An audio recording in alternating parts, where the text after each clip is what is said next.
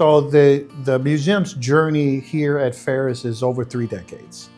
We started in a 500 square foot room over in the Star Building, but even there we had police departments, politicians, civil rights groups, human rights groups. But obviously in such a small space, you were limited in what you could do. In 2012, we moved into a larger space.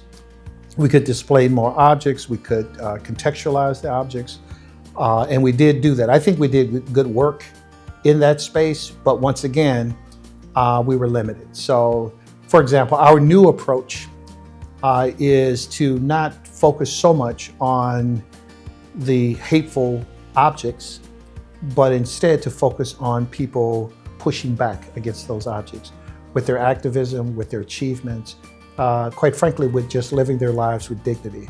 And so, starting in that tiny room where we were really just visual storage, and trying to facilitate discussions. We did that as well as we could in that small space. We evolved into the larger space, which is the current space, but you're not gonna believe the work we're able to do when we move into the new facility.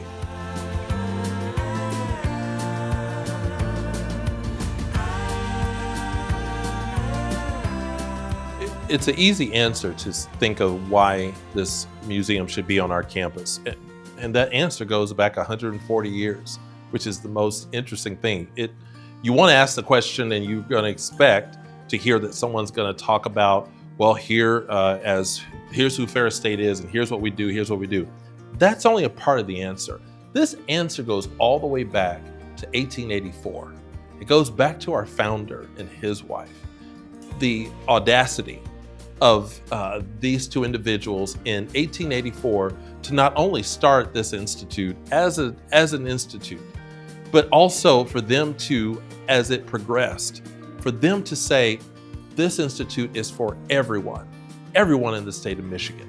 When you think about that type of heritage of a university, and then fast forward 140 years later, and now you start thinking about this museum, the Jim Crow Museum, and what we're getting ready to do to build this facility. You think about the history of what Woodbridge and Helen really stood for and how the education that this museum will provide and continue to provide for those who come through. It only makes sense that Ferris State University is the location for this museum. Now the question should become, why shouldn't that museum be on this campus? Because there's no other campus I can think of that would be more deserving, especially here in West Michigan, than what our campus is with the Jim Crow Museum. Well, I think Woodbridge Ferris would be proud.